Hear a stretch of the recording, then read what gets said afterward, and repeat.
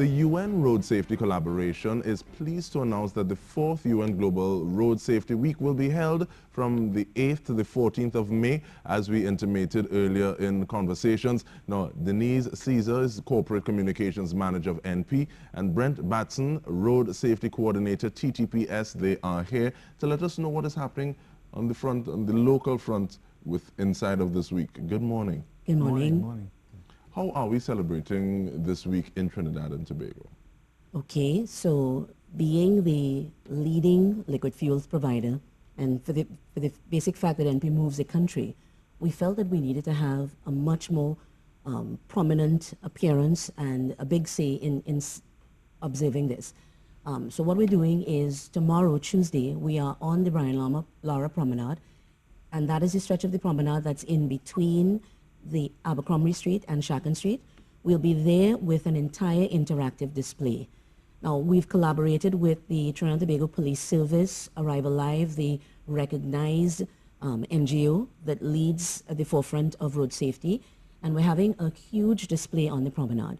Now, it's going to be very interesting, DK, because we'll have a number of displays, from the seatbelt simulator, which is literally an apparatus that you can ride. It simulates a low-impact crash, kind of emphasizing the importance of wearing your seatbelt. We'll have drunk goggles. Brent is quite familiar with some of these, so he can certainly fill you in. Please, but there's a number of things that we're having there, from crash cars to the City Police having a display with the motorbikes and so on. We are, of course, bringing our ultra lubricants there as well because of that whole connection. But NP felt that this was something where we needed to make a bigger stamp in terms of raising public awareness and literally just emphasizing our role as that social responsibility. We felt that we needed to be more at the forefront in terms of doing this, hence the reason we're having this road safety display. Mr. Batson, how important is it to have these sorts of partnerships where you have bodies saying, okay, our corporate social responsibility demands that we do something like this? Well, I think the topic is far-reaching because road safety affects us all. Everybody uses the road, whether they're pedestrians, cyclists, motorcyclists, driver, even as passengers in public transport vehicles. So anything we can do to make the road safer benefits everyone. Productivity, even when there's a small road traffic accident, backs up traffic only have 3-4 hours, so that's direct economic impacts. So it's win-win, when we invest in these little interventions.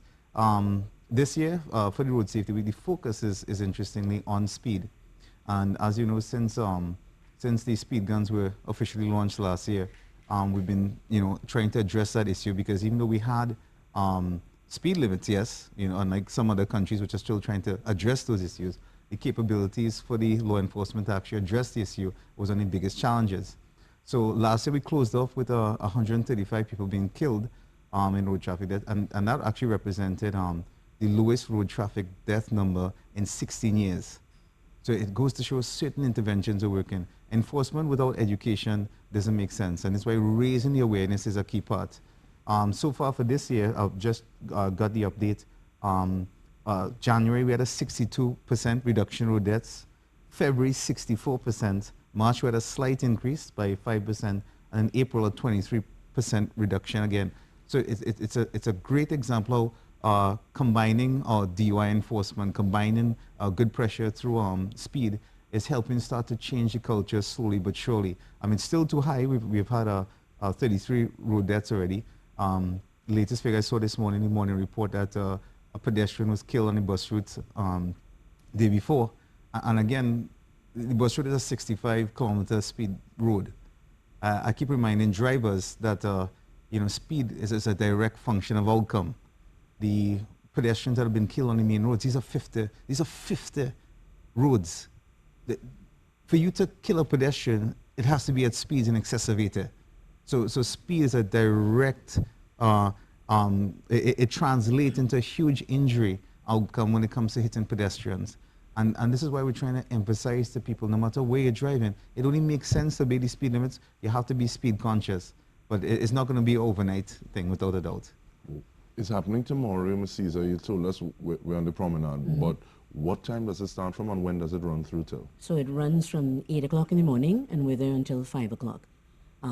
Again, the level of interaction is going to be diverse. So there'll be lots of things. There are the police service doing their little video presentations. There'll be lots of opportunities for discussions. We invite the public to come because even though we're there for the entire day, it's about reaching various groups at various times.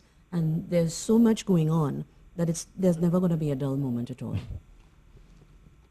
You say that tomorrow will be successful if what? Tomorrow will be successful. What kind of targets are you trying to make? We have, right now, the goal, as I mentioned, is about awareness.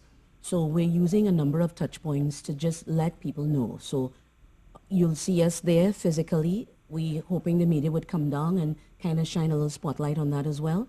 We're using all of our social media channels to really push awareness. Success for us is if we can get that message out there in terms of managing speed, and for people to see that NP is certainly aware of the importance of this initiative, and it's a start for us, and we hope to, excuse me, continue to do more in terms of raising that awareness. And I throw this out to both of you. Mr. Batson, you spoke about enforcement without education. Is there need for education on the side of the TTPS in terms of how we deal with drivers, situations, monitoring, just interacting with people? Well, definitely. I always say educated public is a more compliant public. The reason being is that when people are more aware of why they should obey the law, then there's actually less work for us because the compliance level starts to change. You're wearing your seatbelt not because of fear of a ticket, but because it only makes sense. It's for your own safety. And that's really where we want to be. The DUI compliance, like I mentioned, is starting to change because people are realizing, yes, the magistrates are supporting us with some good fines, but then again, when you see the type of crashes and the injuries as a result, it just doesn't make sense. So we're really hardcore on trying to educate, but we have to understand the goal of law enforcement is still to be the other side of the coin where you choose not to obey the law, there must be a consequence for it. I just want to make a mention to those of you listening that please pay attention to that motor vehicle road traffic bill that's currently before Parliament. This changes the entire landscape when it comes to traffic law enforcement and drivers. The penalty point system, which we've been here discussing before, now is in the Senate with regards to the bill itself. And it's going to have far-reaching implications because now, together with your violations of tickets, points will be added. The launch of the driver's permit system and the vehicle validation system, where it's becoming more computerized, ties into this bill. And it's going to now shift a lot of more power onto law enforcement, their capabilities to address driver recidivism, especially those who don't wish to change. What is the theme this year, and are there other events that take place along the coast, going closer to the 14th? So the theme this year is managing speed.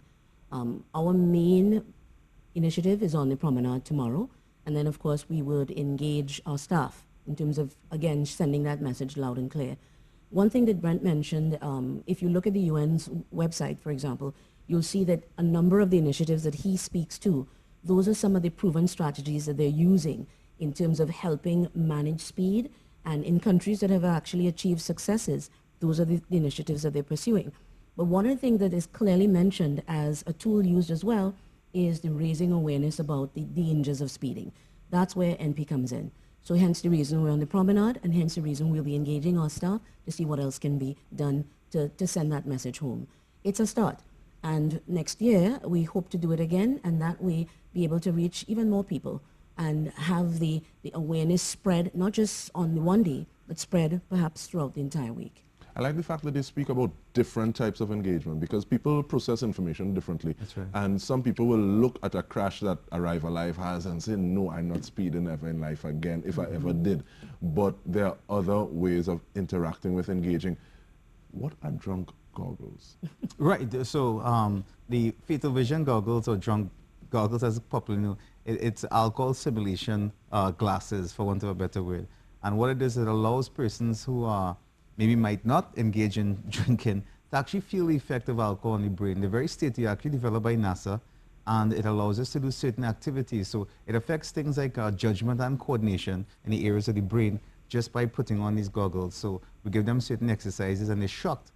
They can't even walk a straight line. They start to almost tip over. And it goes to show, like I said, because when drivers are alcohol impaired, one of the things that they think they can do, they can't, but they're telling themselves, yeah, I could do that, that's normal. So it allows them to see the reality of why DUI enforcement is so important. Does education go to the side of police officers as well, in terms of how they're interacting with public? That's right. The police, because of the iRoadSafe campaign, we have an iRoadSafe outreach and awareness team from the Traffic and Highway Patrol branch. So the ACP Mobile, together with the Senior Soup Traffic branch, they have selected officers that go to interact with the public as well, and use that opportunity to show the other side of the police as well. And let me use the opportunity to put a plug for the TTPS. What is interesting, and you spoke about it already, Mr. Batson, is that because people are expecting cameras to be in certain areas, you find people start to use back roads. Yes. And try to get away from that main crush. So it's easier for me to get off of the main to take a back road to get to where I live. But there was a police exercise. And this is about 9 o'clock in the night. I think it was a Friday night, Friday evening. The officer, well, rolled down windows, normal thing. But the officer introduced himself. He said what he was about. They're doing testing for breathalyzer. He asked me whether or not I'd had any alcohol for the day. And it was all well, mannerly, polite. There's a sense of respect, I guess, respecting yourself as an individual and person wearing the uniform, and respecting the driver as well. And I thought it was a very positive sort of experience. And kudos to the officer and the people who would have informed the way that he was carrying about himself. Well, I'm glad to mention that you mentioned that, because we have the other side too, whereby we were on an exercise in DUI for the Point 14 Borough Day. And literally 20 minutes after we set up, we already arrested 5 people for DUI.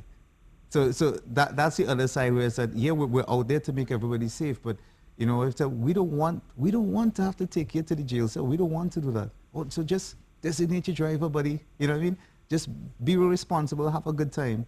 And you know, but well, what I was glad was that the persons who were arrested, though, you know, they understood the officers just doing their job. You know what I mean? And they even admitted, you know, well, boy, I really shouldn't have taken that last drink. You know, our job is to deal with the fact that you did break the law. You know, I think part of it, a big part of it, is changing culture, because some people are like, oh gosh, I get catch. I know I'm wrong, yeah. I get catch. I get catch. That's so right. In terms of kind of moving that conversation forward, I'm very glad that NP is saying, okay, well, this is our responsibility. This is something that we feel the need to do because it affects us all.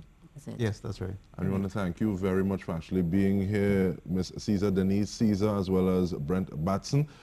8th to the 14th of May is the UN Road Safety Week. Remind us once again about what the theme is. Managing speed.